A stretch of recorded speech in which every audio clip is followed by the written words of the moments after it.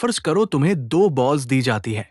एक बॉल का मास x है, x मीन्स 100%, और दूसरी बॉल का मास सिर्फ 0.0003% x का है।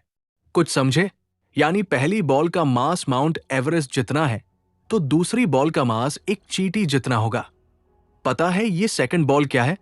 ये हमारी अर्थ है, जिसमें तुम खड़े हो, चल रहे हो या किसी से आर्ग्यू कर रहे हो। और जो बड़ी बॉल है वही तुम्हें रोशनी और सांस देती है। तो सूरज हमारे लिए हार्मफुल है या यूजफुल? जवाब है both. China earned a record $92 billion from solar energy in 2023. U.S. launches $1 billion solar mirror mega project.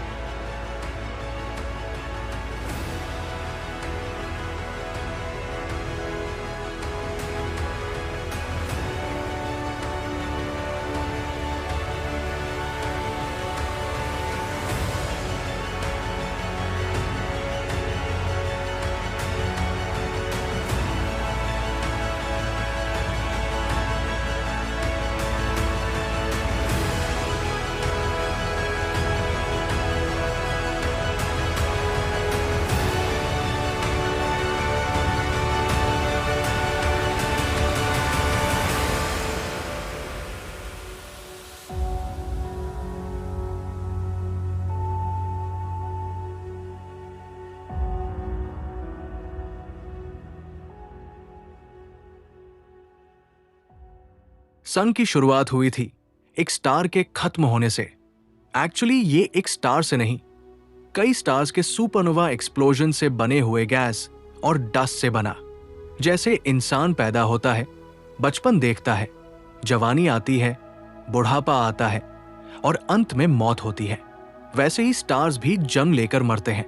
जब इंसान मरते हैं तो उन्हें डेथ डिक्लेयर किया जाता है, लेकिन जब स्टार्स मरते हैं तो उन्हें सुपरनोवा या बहुत मैसिव हो तो हाइपरनोवा कहते हैं। अगर आपको एस्ट्रोनॉमी और हीलियोफिजिक्स की नॉलेज नहीं है तो टेंशन मत लो, मैं सब समझा दूंगा। स्टार्स असल में हाइड्रोजन से भरे स्टोरेज टैंक की तरह होते हैं।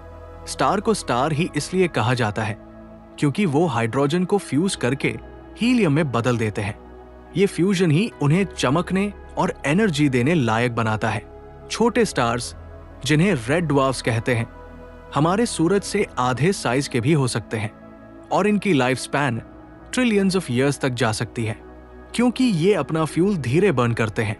अब चाहे स्टार बड़ा हो या छोटा, मरना सबको है। जब फ्यूल खत्म होता है तब असली ड्रामा होता है और स्टार के कोर में बदलाव शुरू हो जाते हैं। अगर कोई स्टार सूरज से 8-10 गुना बड़ा हो तो कोर में हाइड्रोजन खत्म होने के बाद हीलियम और फिर हेवियर एलिमेंट्स बनते जाते हैं। अंत में कोर आयरन से भर जाता है। प्रॉब्लम यह है कि आयरन फ्यूज नहीं हो सकता, एनर्जी देना बंद कर देता है। फ्यूजन अचानक रुक जाता है। फ्यूजन रुकते ही कोर में मास बढ़ता है और ग्रेविटी के अंडर कोर की तरफ गिरता है। यह कोलैप्स सिर्फ कुछ ही सेकंड्स में हो जाता है। जैसे ही सरफेस कोर पर गिरता है, तुरंत धमाका होता है। इतना पावरफुल ब्लास्ट कि मास वापस बाहर उछल जाता है और इसे ही सुपरनोवा कहते हैं। लेकिन कहानी यही खत्म नहीं होती। एक्सप्लोजन के बाद जो बचता है वो न्यूट्रॉन स्टार बन जाता है, बेहद डेंस और कॉम्पैक्ट ऑब्जेक्ट। ये neutron star trillions of years तक अपनी एनर्जी रेडिएट कर सकता है। उसके बाद धीरे धीरे डार्क होकर हाइपोथेटिकल ब्लैक ड्वार्फ बनता है। ब्लैक ड्वार्फ स्टेज अभी तक एग्जिस्ट नहीं करता क्योंकि यूनिवर्स इतना पुराना ही नहीं हुआ है। ये स्टेज फ्यूचर में ही पॉसिबल होगा।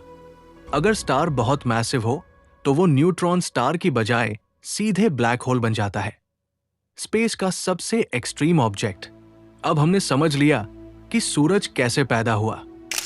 चलो अब बात करते हैं सूरज की असली पावर के बारे में।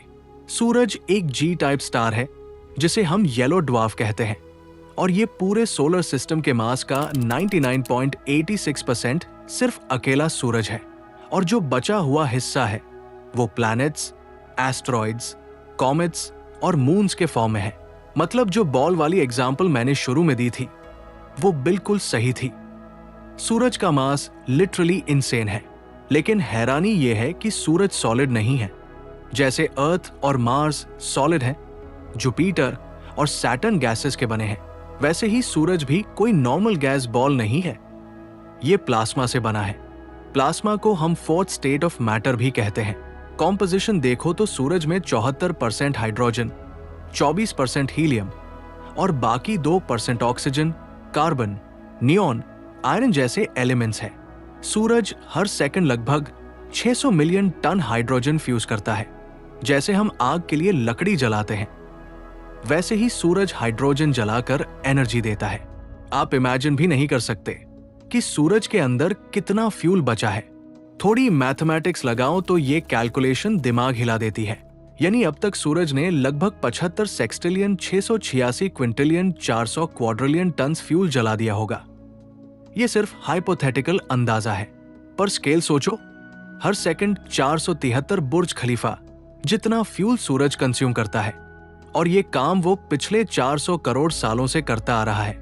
ये कैलकुलेशन सिर्फ इसीलिए है ताकि आप सूरज की मैसिवनेस को समझ सको। उसकी स्केल इंसान की सोच से कहीं ज्यादा बड़ी है। पर असली पॉइंट ये है, इंसानों की एक बड़ी गलती है कि हम अपने ईगो से इतने अटैच्ड हैं कि यूनिवर्स को अंडर एस्टिमेट कर देते हैं। इसलिए ईगो को कंट्रोल करो, जिंदगी को हंसी खुशी जियो और अपनी मौत को भी शांति से एक्सेप्ट करो। यही असली विजडम है। सोचो, जो सूरज से भी बड़े स्टार्स एग्जिस्ट करते हैं, उनकी मैसिवनेस इमेजिन करो। आप सच में कुछ भी नहीं हो यूनिवर्स के सामने। आपकी लाइफ स्टार्स की तरह बिलियंस ऑफ ईयर्स तक नहीं चलेगी।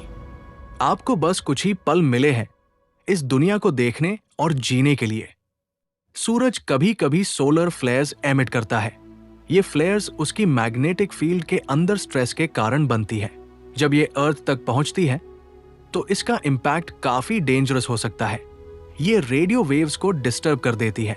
इससे एरोप्लेन्स के पायलट्स या रेडियो फ्रीक्वेंसी डिवाइसेस कुछ वक्त के लिए सिग्नल लूज कर देते हैं। कभी कभी ये सोलर फ्लेयर्स इतनी इंटेंस हो जाती है कि अर्थ के ऑर्बिट में घूमती सैटेलाइट्स तक को ये डैमेज कर देती है। और अगर आपको देखना हो कि सोलर एक्टिविटी कैसी दिखती है, तो उसका सबसे खूबसूरत फॉर्म है ऑरोरास। ऑरोरास नॉर्दर्न और सदर्न हेमिस्फेयर्स में रोशनी के डांस की तरह चमकती है।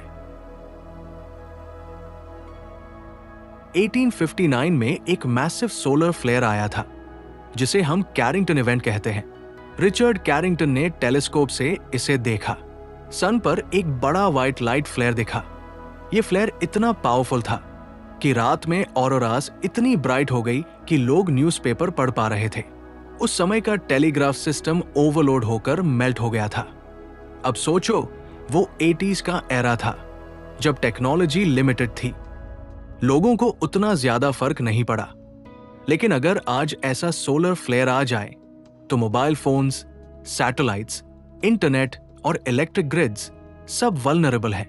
ऐसी फ्लेयर इलेक्ट्रॉनिक्स को डिस्ट्रॉय कर सकती है। अप्लायंसेस फ्राई हो जाएंगे, कम्युनिकेशन कोलैप्स हो जाएगा। इसी वजह से नासा और दुनिया भर की स्पेस एजेंसीज सूरज के बिहेवियर को मॉनिटर करती है। तो आज के लिए बस इतना ही। अगर वीडियो इंफॉर्मेटिव लगी हो तो इस वीडियो को लाइक करना और कमेंट में जरूर बताना कि आपको अगले टॉपिक पर क्या देखना पसंद होगा। हम मिलते रहेंगे हर हफ्ते एक नए और इंटरेस्टिंग वीडियो के साथ। तब तक के लिए बी क्यूरियस।